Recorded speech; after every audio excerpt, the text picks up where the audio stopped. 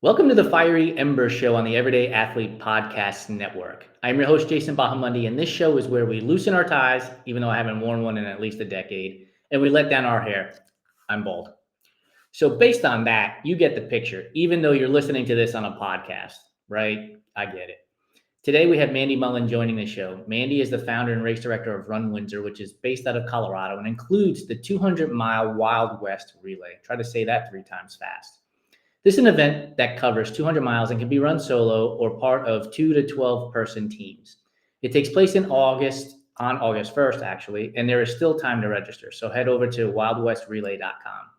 We have featured Mandy on our site before, and one of my favorite things about our conversations is her thought process on running her business her way. It is super refreshing to hear and always lifts me up and empowers me to say that to myself as well. So let's bring Mandy onto the show and let's have some fun with her. Hey, Mandy, how are you? Good morning. I'm doing well. How are you, Jason? I'm fantastic. For those of you that are listening to this show on Apple, Spotify, your favorite podcast platform, Mandy has a setting in the background that I had to ask if it was actually real or if it was like one of those Zoom settings because it looks gorgeous back there. Thank you. Yeah, it's real. I'm in Colorado, and actually, you can see the mountains behind me that the Wild West runs on. So, Oh, this is a perfect setting for the conversation then. I've done my research, and by research I mean I went to Google and typed in Wild West ideas, and it popped up some great questions for us. So I want to jump right in. So, if you had to race the Wild West relay with an animal, which one would you rather ride on? Bison or a horse? horse. Why? Feels like the horse might be less stubborn, and really enjoy the scenery. And there are wild horses on the course, so feels fitting. I would also think it'd be easier to get up and over some of the passes Yeah, with a horse yeah. than a A bison. little more motivated. Yeah. So wait, there are wild horses on the course doing the Wild West relay? There are, yeah, if you go to our website, you can, I think, scroll through some pictures and see them, but some are wild, some are always out there and owned by someone that lives out there and they are out grazing. Um, yeah, so there's horses almost every year. So a big favorite part for runners is when they come up and over Dead Man's Pass as the sun is setting in the valley and you're kind of looking north is Wyoming, and you've come over the first pass. You just have this open, beautiful landscape, and you come out of this valley with a huge, like, it's a 10-mile just straight downhill, one of the hardest but most fun runs of the course. And then you kind of can see off in the distance horses, but then those horses are also on the dirt road, so a lot of the team vans, as they get to the section, stop and pull over and take pictures. I have a picture last year of a donkey out there as well, so some really awesome wildlife encounters. I mean, that is amazing. And as you're giving me the details of this story, I'm just thinking to myself, if I'm coming down that 10-mile stretch and I see the wild horses, I'd have to be yelling yeehaw, right? Like, I mean, now you have to do that, I think. Yeah, absolutely. It gives you that little burst of energy, and it's kind of one of those moments where you don't get to experience those very often. Right. Like, what an amazing setting for an event to be able to see wild horses or horses in general on a course that, especially with a team scenario, right? Where you're able to then have a conversation with somebody. Like, I've run Cocodona 250 miles, and if I didn't have a pacer with me, you're by yourself. And if you see something like that, I mean, you're just talking to yourself. So it'd be cool to have that experience with a relay member, with a team, where when you get to the van, you have that conversation. Like, did you see that? Oh, it's so fun because I think a lot of times, like, the teammates experience those things together, but there's often times where the runner's out there alone, and by the time they get to the team van, they're like, "Whoa, did you see that moose back there?" And the whole team is like, "I Wait, didn't see what? a moose. Moose? What? I wanna go back and see the moose," but so they either get to see it together or they don't, but they get to share it and talk about it, so it's a lot of fun. Google did me wrong. They didn't add in moose as animals to be a part of the question. That's another, it's so funny because every year I'm like, "Are these animals staged here?" Like, they know we're coming back every year, so at the very bottom of Dead Man's Pass, which is our big uphill challenge in the middle of the race, there are always moose at the bottom. I think every time I've run this race, everyone is either in awe of the runners coming out of Dead Man's and their performance, or they're staring at the moose out in the field, so it feels like the universe just kind of places these wildlife, critters out there. Like it's on their schedule. Like it's the Wild West weekend. We got to go out and be at these specific locations on the course. They didn't unsubscribe from the newsletter. They keep getting it Yeah. every year. Yeah. They're part of the experience. It's what your race entry gets you. That's it. We pay for the moose to show I up. promise I don't have a moose in my backyard that I haul up there, and I also don't own any horses. I actually know nothing about horses, even though I grew up in Colorado. That would make two of us, and I didn't grow up in Colorado. All Yeah, I right. just had horses grazing in the field, and I don't know that horses graze. So people are probably laughing at me right now. I don't know. The horses are out there. We'll They're deal doing with their that thing. email when it comes.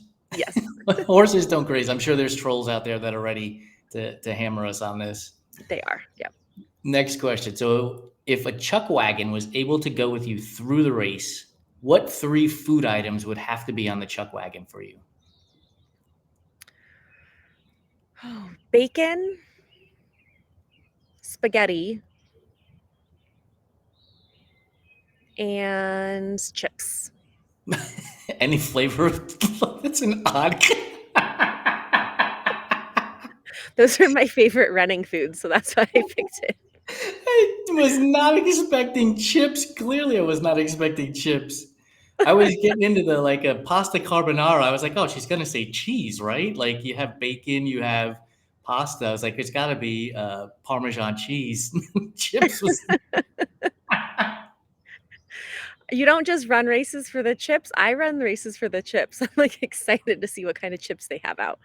Is it not one of the greatest pleasures when you're in the midst of an ultra to get salty potato chips? Like it is just. You would think it was like a 7-course meal at the fanciest restaurant. The way it hits when you're just depleted and everything just Yeah. hurts. Yeah, I think if anyone on listening follows me on Facebook, I think my profile picture is of me eating a chip on a 50-mile run in Moab. What's your favorite flavor of chip? You know, when I'm running, it's just the sea salt like ruffle chips from Costco. Yeah. Anytime I find those, that feels like heaven. Yep. Are you a dipper? Do you like need dip with your chips, or you could just plow them in? Just plowmen. No dip necessary. We You don't know, have dip on. I grew up eating potato chips with ketchup though, so that would be like fancy. If I found ketchup on a race course and chips, that would be heaven. I mean, I guess it's like a French fry, It's like right? a French fry, just an overcooked French fry. Yeah, and then you become British when you say I'm putting ketchup on my chips. You know, There you you go. pinkies up. Yeah, maybe I'm a little. Yeah, there's a little British going on. All right, we're gonna put on a movie before the Wild West relay starts, and our choices are 310 to Yuma, Tombstone, or Young Guns. Which one are you playing? Oh, I'm gonna Yeah, get right. blasted here. I've never seen any of them. Oh no. Highly embarrassing. We talked about this. My husband talked about this with our kids actually a while ago about we should get out wild, like, old Western movies. And I told him I've never really watched any growing up. I grew up with girls and we were watching like Beauty and the Beast and The Little Mermaid and still love those movies. So I don't know, which you tell me. You know a little bit about this race. Yeah. Which one would you pick? S- if you would have asked me this 5 years ago, I would have said Tombstone without a doubt. But I recently watched it again, and it's an awful movie. Like it gets a lot of hype with Val Kilmer, rest in peace, and his "I'll be your Huckleberry" line, but that's literally the only good line in that entire movie. I was so disappointed in rewatching it. These, yeah, Young, so maybe I'm just not missing out on anything. not on that one. Okay, Honestly, not on that one. I will tell you which one I would pick. That not from the ones that you chose, but one of my favorite movies is A Million Ways to Die in the West. Have you seen that? No, and as the It race is director for a race that goes through the Wild West, I don't know that we want to talk about that. it is so funny, but I was just thinking they don't talk about running and dying in the West. It's like the way people just died in the West back in the day, but it's pretty funny. I think it's hilarious. My husband is like always like, I don't know that's that funny. And I'm like, it's so funny. Like they're at a fair, and they're walking around uh and I can't even think of the actor's name now. I'm so bad with pop culture, but he's like, yeah, someone's just gonna die here, and whoever he's walking with is like, no, it's we're at the fair, no one's gonna die, and there's like a wooden pulley like lifting up an ice block for something, and they're moving it and it just drops and smashes somebody and someone just dies, and then everyone just walks around it and like, well, that person's dead. It's just like the Wild West of like people just died from anything all the time, and it was no big deal, like, oh, I guess that guy just killed over and or someone just walks out of the bar and takes out their gun and they're drunk and they shoot someone and they just die, and it's like, well, I guess Bob's dead, and they just go on with their day. So that's what I would show because I think it's really funny. And I would say, like, look, no one died running. Let's go run Right, a there you Wild go. West. Just stay away from the ice blocks and the bow and arrows and And the drunk guy with the gun, which is and a the good thing guns. to live by anyway. Saloon cowboy. To answer your question, I think I would go with 310 to Yuma. Okay. Um, and it involves trains way more than Young Guns does, and I don't know, trains always seem to intrigue me. I don't know that I'd want to be like the driver of the train, conductor. That's the word I'm looking Mhm. for. But I just would love to see countries, including the U.S., by train. Like I don't want to drive. I just want to see the landscape as it goes by, and enjoy my time. So I would take 310 to Yuma. Oh, that's a good one. Okay, so now I'll watch that movie. Kid appropriate. I can show it to my boys. How old are your boys? 10 and 12. They would probably enjoy it. Yeah. They're wild. They shot out the windows in my she shed. So maybe I shouldn't show it to them. They're gonna get their BB guns out and go even more crazy. You'll be totally fine with it. I think you'll enjoy it. The kids will enjoy it. Gosh, Russell Crowe is in it and Christian Bale is in it, so I think you'll enjoy the movie. Let's leave it at Okay. that. All right, so on to our next question. So Wild West characters, shall we say, right? There were miners, cowboys, sheriffs, and outlaws back then. Which one do you think you would have been in the Wild Wild West? Oh, an outlaw. Because I just like to live on the edge a little bit, and I like to test the limits and not the rules, but I like to test, like, I don't know what society thinks is normal or what you should do. I'm not surprised by that answer because the number of times we have talked, you've always said, I run my business my way. Like, I'm not worried about what Joe and Jane are doing. Like, I have to do it my way. And that's an outlaw mindset. The way I would think of it. Yeah, I think there's excitement in being unconventional and writing your own path. And I'm not the wildest and craziest person in the world, but I like being able to think outside the box and having fun in life and just doing things a little differently. Um, Yesterday, for example, like, just quick story on that. I posted on my socials, but woke up at 4:30. My husband went to work to go do his workout and work. I got up and was going to get ready for my run. Looked at the calendar, realized we had signed up to take treats to school for, it's the last week of school. So there's all these things going on. And I was really frustrated because I was like, this was my only time of day where I was going to run. And now I have to go to the grocery store at 5 o'clock in the morning and go get treats. And I really don't want to do that. And so I was thinking, like, most parents, not most, I'm probably stereotyping, but I think a lot of parents in that moment would be like, well, the kids got to come first. I guess I'm going to skip my workout today because I got to go to the store, get the treats, and take care of their needs first. And my mindset was like, okay, how do I do both of these? And so I was like, you know what? I'm just going to put my Solomon pack on and run to the grocery store, which is like 4 miles away, and get whatever treats I can stuff into all of them. Like, we run with this as ultra runners, right? Like with Cocodona, Right. you probably had a million things in your pack. I'm like, Um, I can Everything fit fits. treats in there. So I showed up to the grocery store and bought bags of mini donuts, a variety of little bags of mini donuts, stuffed them in all the pockets, and ran home. And so that's kind of like the wild, just, I don't know, you got to think outside the box sometimes and do things differently. Yeah, you got to do what you got to do, and that's as the cliche says, killing two birds with one stone, right? You got the run in, you got the snacks for the kids at Yeah. school in too. So was it? Did it wind up being an 8 mile run then? 4 miles there, 4 miles back home. Yeah. It was Yeah. great. I got home and I was like, I feel great. It's by the time like I'd gotten up and had my coffee and done a little work and got my run done, got home at 7 and I'm in a great mood, like runner's high. Feel like I'm crushing it. I got some work done. I got my run in. I'm being a good mom.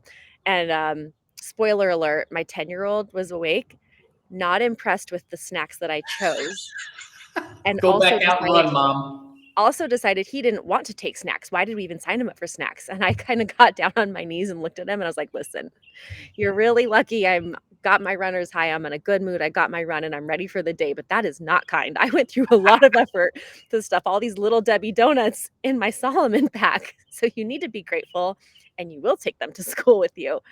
So that's how that ended up. And But I'm sure everyone, so I'm in front of the grocery store after I leave, restuffing everything in my pack. And I'm sure people were leaving like, what are you doing? either that or they know you and they're like, oh, she must be going for a 30-mile run today. She's got snacks. Well, they do. So the mayor, the old mayor, he's not the mayor anymore. He's leaving and we're good friends. He's walking out of the grocery store as I'm getting there. And he's like, did you run here? And I said, yeah, it's snack day. He's walking out holding 2 containers of donuts for his daughter's school. And I was like, that's exactly what I'm doing. I'm just going to stuff them in my pack. And he got a kick out of it. He's like, this doesn't surprise me at all. That's fantastic. As you're telling the story about your 10-year-old, I'm thinking to myself, that's probably good practice for Mandy in dealing with runners who come across in different sections of this race. Like, how come this aid station didn't have pumpkin seeds this season or something ridiculous? Oh, yeah. Yeah, you gotta put on your mom voice. Like, I understand that you might be feeling that way. However, this is Runners, the be nice to the reality of race it. directors. Yes, be nice. Just be It's kind. I've talked to numerous race directors in the 4 or 5 years we've been running this business, and one of the things I think people fail to understand, and we're getting a little bit all away from the show here, but I think it's important, is one, you guys are human. Two, you're doing the best that you can possibly do with the scenarios that you're being faced with. Three, there are things that are absolutely out of your control. Like I know you and I have talked about reroutes in for different races, and if it was up to you, it would always stay the same. But there's council and there's government and there's fires and there's avalanches and snow and there's like things that you cannot control, and so you have to make changes. When you first started race directing, what were the things you thought were going to be the biggest challenges and what actually turned out to be the biggest challenges? Oh, that's a great question. I think I thought,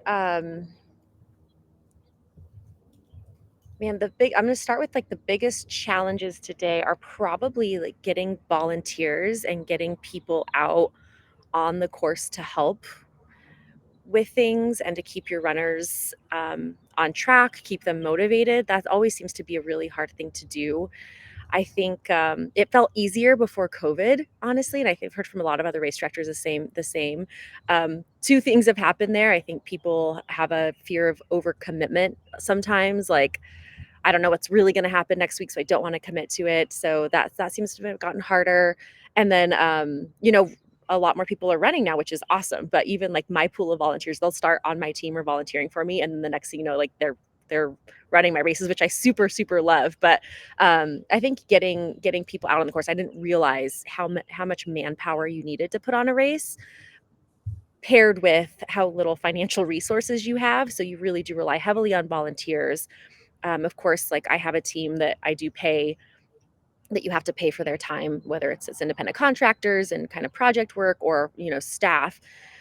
So that's always been kind of a surprise to me. Like, whoa, this takes way more people than I ever imagined. There are way more people behind the scenes. Um, Something I thought was going to be a challenge was putting on longer distance races. Like when I started, putting on a 5K was very daunting. And I remember back then thinking like, oh, I don't know how anyone puts on a marathon or 100-mile race or a 200-mile race, and it surprised me how easy it was to add those distances on. Yes, it Interesting. requires more volunteers and more logistics, more food, but it was a lot easier to add those distance on and market them. Like the market responded really well when I was like, okay, we're going to add a half marathon to this race. Then 40 people sign up. I'm like, okay, what if we add a full marathon? 60 people sign up, so that Yeah. surprised me a little bit. That's interesting. I think about the volunteers for the, 50, 100-mile, 200-mile distances, especially 100 and 200 miles. I'm wondering if it's a little bit easier because you have days now. So now you can get people, if I can't make it on Saturday, but I can make it on Sunday kind of thing. Does it make it a little bit easier because it's multi-day, especially on the 200-mile? It does, but then even then, you're still asking for 200. So Wild West, for example, we have 150 to 200 volunteers every year. And that's a lot. And we're not even doing, food at the exchanges. It's really just manpower to go and stand at an exchange and make sure the runner doesn't run over the wild horse. um, Avoids the so moose. yeah, it does help a little bit, but it's just hard. It's hard to staff all of that, and the communication piece is tricky. And I know there are other races like Hard Rock I'm volunteering for. Like there's some races that everybody knows and everyone wants to be a part of because they're Yep. well known and for whatever reason, and it's easier to get volunteers. And there's sometimes like a wait list for those races, and then there are other races where we're like, hello, don't forget about us. We need volunteers too. I Um, I was Yeah, going and to it's say, always kind of been funny to me when runners are surprised too if they approach an aid station or an exchange and there's not a volunteer there. And I've had some runners kind of be like, "There wasn't a volunteer at exchange, blah blah blah, at 2 o'clock in the morning." And I'm like, "For real? Like, right. I'm sorry, I tried really hard. It's not that I was like, nobody volunteer for this. I don't want anyone at that exchange at 2 o'clock in the morning." So I hope that at the very minimum, runners start to have that acknowledgement and get out and volunteer for races themselves and realize most people you encounter on a course aren't part of the staff. They're not paid. They're doing that because they love you and they want to see you succeed. Yeah, I think there is such a joy and a pleasure out of volunteering and helping others, right? Like you're helping the race director, which is fantastic. But then when you see those runners coming through and you're helping those runners, there is something about that moment that is right up there with your own finish line. And so I would encourage people to get out there and volunteer at races wherever you can. It's just so important. I'm going to jump back into the Wild West questions. Okay. It's late at night. You mentioned 2 in the morning, so it's late at night. We're sitting around the campfire. Are you playing the harmonica or the guitar as we reminisce about seeing the wild moose and the wild horses and the bison? Guitar.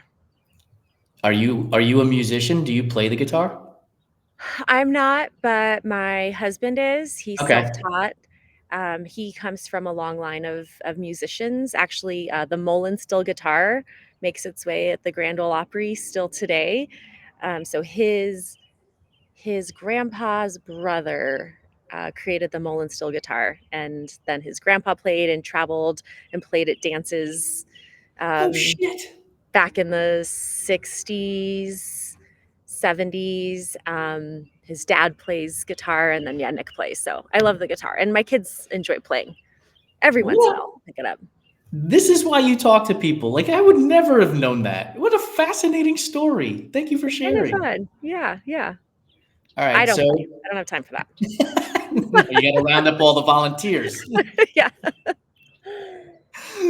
All right, we're slowly running out of time, but because we are live, we actually got a comment on Instagram from Badwater06 who asked, "Is that your backyard?" They obviously joined a little late, and it's crazy. I'm telling you, it looks like one of those Zoom back screens that people use. It's Yeah. amazing.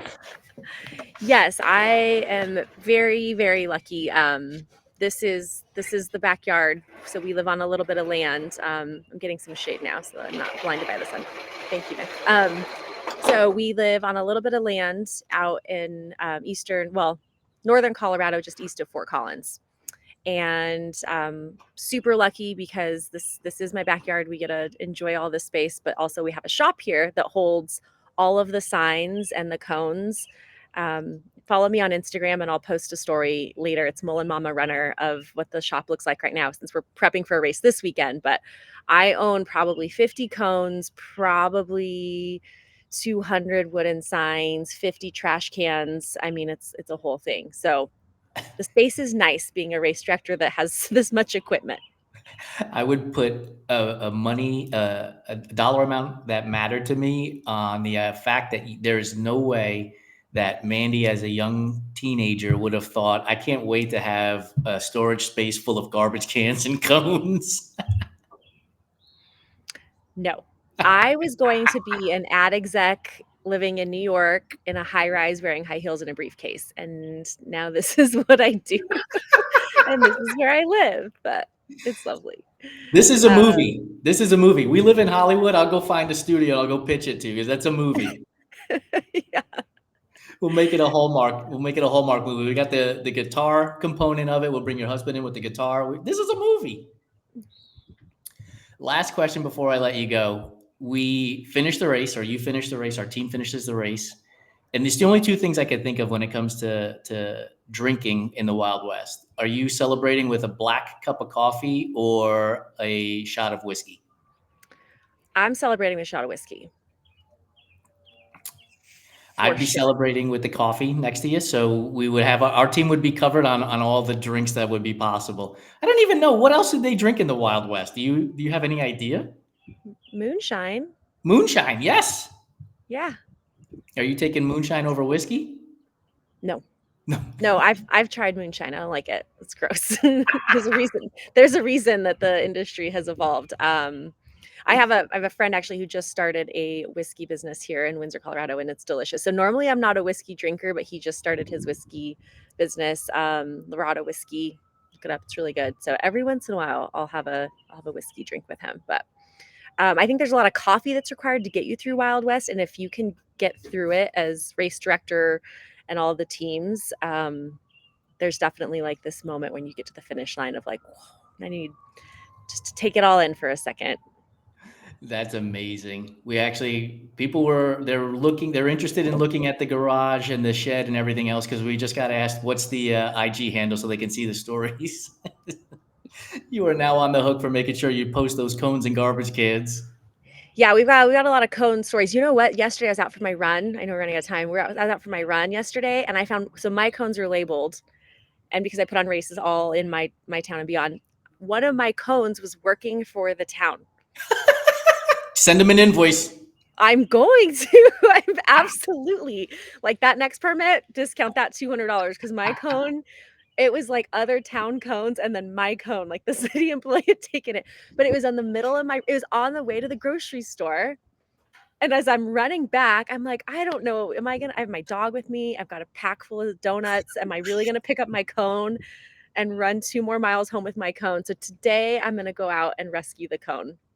This is and follow me on Instagram because I will show it to you guys. It's there. I'm not making this up. I'll video approaching the cone. And then I probably have to tell the town, like, I took the cone. You need to take another one out there because it's doing an important job. It's covering like a big pothole thing happening in the grass off the trail. I don't know. You got to tie in the whole Wild West. You got to get a cowboy hat with a bandana over your face, and you're stealing your cone back. I'll do it. Challenge accepted. I'm telling you, this is a movie. This is a scene in the movie. It's a wild one. We need to put it together.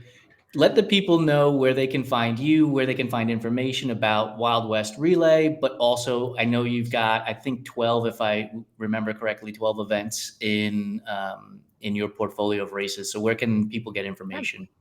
So follow Run Windsor CO. So that's RUNWINDSORCO. That's Run Windsor. That's my running company where you can find information about all of our events, including this weekend's Weld Your Medal 4-day running festival. So if you're in Colorado and you want to come cheer, volunteer, or run 3 hours to 48 hours, we've got that going on. My Instagram handle is Mullen Mama Runner. Sometimes I'll post things on there and I won't tag Run Windsor if it's a little more rugged and raw and wild. So my funny cone footage doesn't always make it to Run Windsor. So my ultra adventures, family adventures, and then life as a race director can be found there. By the way, you put up a post yesterday on the Run Windsor asking people to guess how many miles the winner would get in the 48-hour event, or the winner from the 24-hour event last year, and he's racing the 48-hour event this year. He ran how many miles last year in 24 hours? He did 106. And now he's bumping up to 48 hours. And I think I put on there 176 miles was my guess. That's a good guess. And Where'd you get that guess from? Just I stole it from, intuition? I stole it from Coach Brian. I saw Coach Oh, Brian put 162.8 and I was like, well, I'm going to go higher than him. I love it. Yeah, follow along. You'll see some wild stuff this weekend. It's a rugged backyard ultra style event I've got glamping yurts, glamping tents, cold plunge sauna, food barn. All right. So I didn't realize this. So it's a backyard style event. So it's 4 mile, like the 4 mile deal. Kind of. It's weird because again, I do things my own way. So Yeah. it's a 4 mile loop. Okay.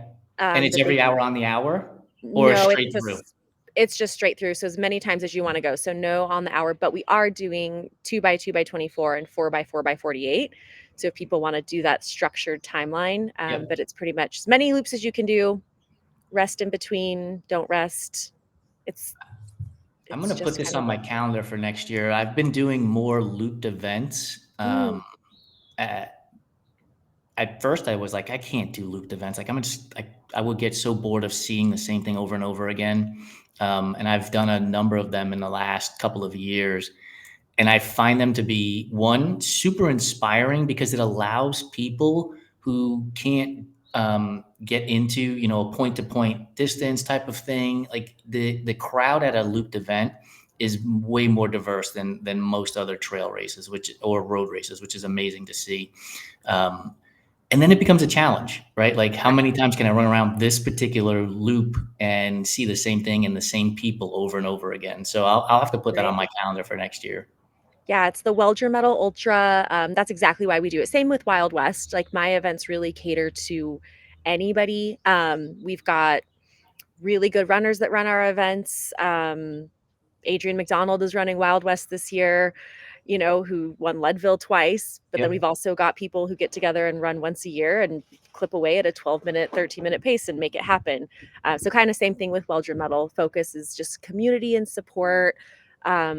Same, with these relays as well. Like my mission is just to provide a safe space for people to come and have fun and be challenged to do a little bit more than what they would normally do, but in a just a community supportive environment. So yeah, check this one out. It's pretty flat. I do it. It's an out and back. It's a loop, but you go out 2 miles, turn around, come back 2 miles. So you pass people the whole time. Oh, cool. And then you have access to your crew and aid station and food barn every 2 miles, essentially. We've got a country swing dance coming out to teach country dance lessons Saturday night and then have a dance party. So as people are running the loop, we'll have others that have finished because they've done like the 12-hour race or the 6-hour race that are going to be dancing and keeping them entertained. So it's quite the spectacle. That is awesome. I definitely have got to put this on my calendar for next year, without a doubt. Mandy, thank you so much for joining us. Really appreciate your time. It's always a wonderful opportunity to get to chat with you. Yeah, thanks, Jason, for all the wild questions. That was fun. I'll see you soon. See you soon. For those of you that joined us, thank you so much for giving us of your time. That was Mandy Mullen, the race director and founder of Run Windsor. Her event, Wild West Relay, is a 200-mile event that takes place August 1st and 2nd. Head to wildwestrelay.com to register with yourself. You could do the 200 miles on your own, or find a friend, up to 11 friends, and run it as a team of 2 to 12. You saw the video or the images behind her. That's where you'd be running, so make sure you get out there. Thank you for joining us on the Everyday Athlete Podcast Network on our Fiery Embers show. Please be sure to subscribe, rate, and review so that we can continue to bring great stories like Mandy's to our audience. And we appreciate your time. Have a great one.